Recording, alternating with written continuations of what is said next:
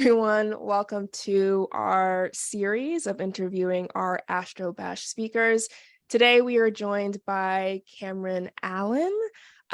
We have like 6 questions for you to answer. Really happy that you had the time to speak with us. Looking forward to your talk as well.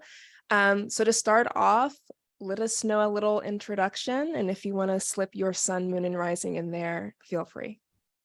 Yeah, for sure. Thanks for having me. So Cameron here. I practice evolutionary astrology, but I also have blended in a variety of different practices. I'm mostly known for like medical astrology. I kind of posture it as holistic health and astrology to help people lean into the medical astrology, but I do practice medical astrology.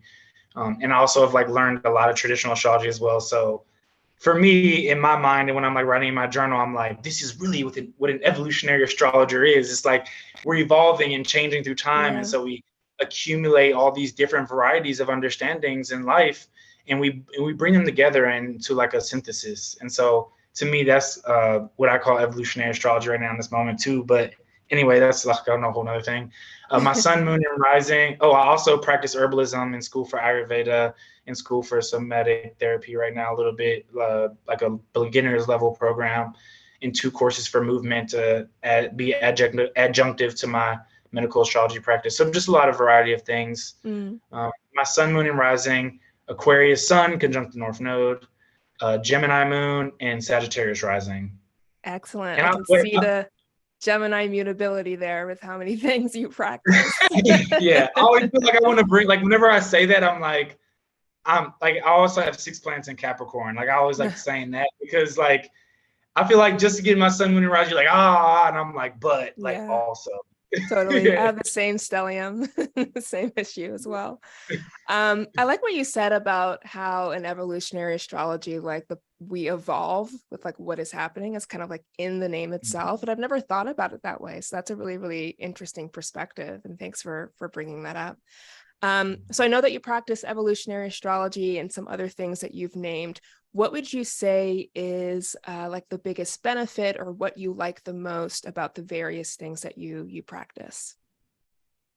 Oh, that's such a good question. Thanks for that question. I love that. Yeah. Um, I think the biggest benefit for me is like having a tool or like an operandus modi, like the mode of operation, to help me stream through what I already have always felt. Right. Like Yeah. even when I was young, like all the like people around me would always ask me for hugs, Mm. because it would be like just like that energy of hugging people or putting my hands on people or holding space or whatever we want to call it. I've always been good at that, but I've never really been great at translating it in words Yeah. until like the last like 5 years ish. Whereas before, I just would always get frustrated because I would feel like I was misunderstood, or the words that I would say wouldn't match the essence of what I was trying to get down to. Yeah. Because I do tend to be a bit raw of a person. So that's my favorite thing. It's helped me get like a streamlined channel to be able to share my gifts in a way that can be relatable.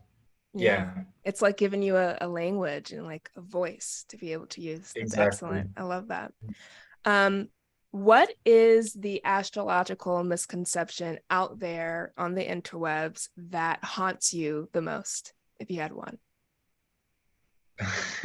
If I had one, okay, um, hmm.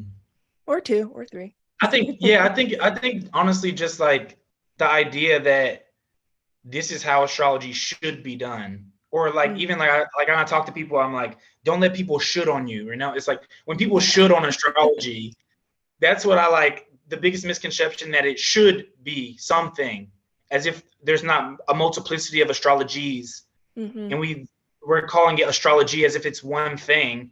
And so that's the biggest misconception that people actually have, is like that it's one thing and it should be a certain way. And that's Yeah. just, not only is it not true, it's just, I mean, it's just so apparent in the world. I Yeah. mean, I've seen people like be upset because somebody tries to be like caring and loving when they actually, like, what time something needs to happen.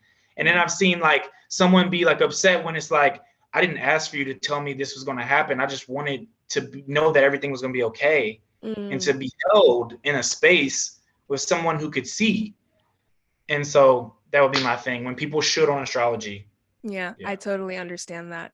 Because it's multifaceted, just as multifaceted as the human experience. So it doesn't really make sense to siphon it all into one kind of should, as you say. That's really Mhm. good. Tell us a little bit more about the talk that you will be doing at Astro-Bash and what we can kind of look forward to receiving from you.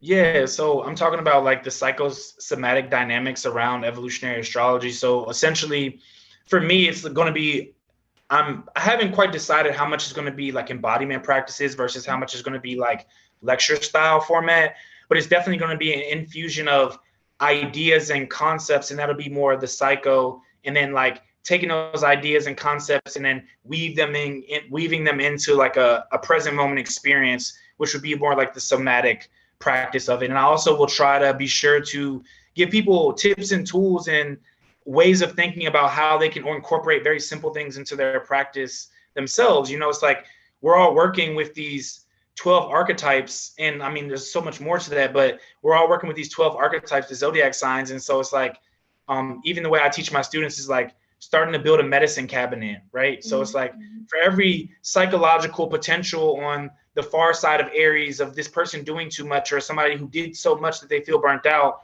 Mm, can you help someone modulate that? yeah. Right? What this they have this kind of psyche, what somatic practice would like help heal that or mend that wound or that issue that could be a potential. So that's Mm. mostly what I'm be talking about.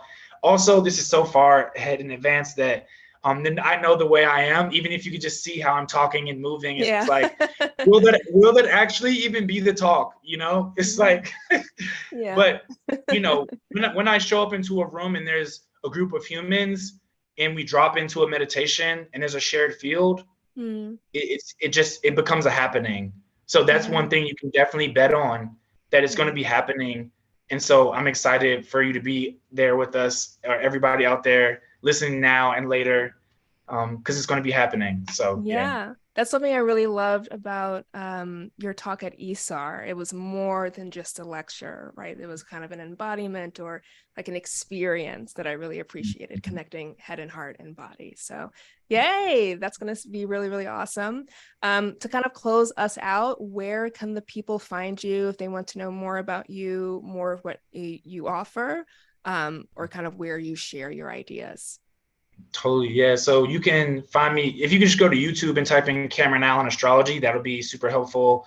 If you do that in Google as well, that'll be helpful because I have a few articles out that are Mm. with Yoga Journal as well over like different yoga practices, and then also some stuff with Nice. herbalism. You can find me on Instagram at cadream6. You can find me on my website at cadreamplanet.com.